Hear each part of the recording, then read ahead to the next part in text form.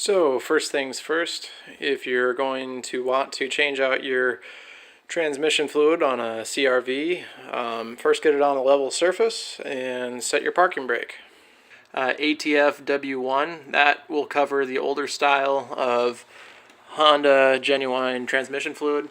I have 4 quarts. You're going to want jack stands, you're going to want a jack, you're going to want this is recommended, it's not necessary, but it helps loosen nuts that are stuck, penetrating oil. This funnel, you'll want a long funnel. This one's 14.5 inches. You're going to want some gloves, latex or nitrile, safety glasses, and some rags. A 3/8 drive socket with no socket on it, just the ratchet itself. Something to store the old fluid in that you can recycle, and something to catch the fluid when you drain it. I forgot to mention you'll also want a Honda drain washer, crush washer replacement. When you take your old washer off, you'll want to replace it with one of these. I got a pack here of 5, I believe, and these are 18 millimeter. So I have my car jacked up. All the jacks are set to the same level. It's on the passenger side, that's where the drain plug is. And I've already squirted it with some PB Blaster to hopefully loosen that nut. And yeah, we'll get it draining here. Here we go. There it goes. So it does smell a little interesting.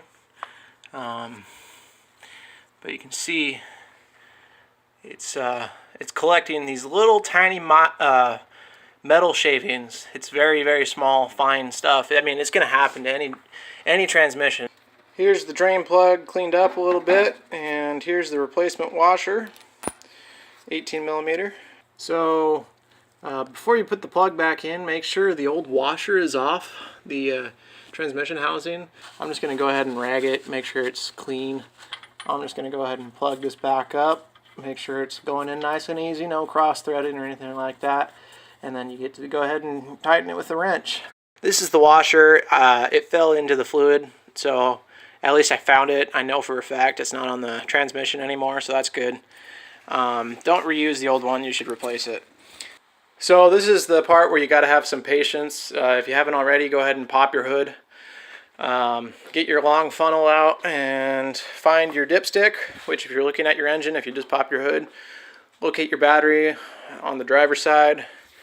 Look down and you can see a yellow dipstick. Pull that out and you'll want to wipe that off and put your funnel in there in its place. Make sure you're actually in the hole.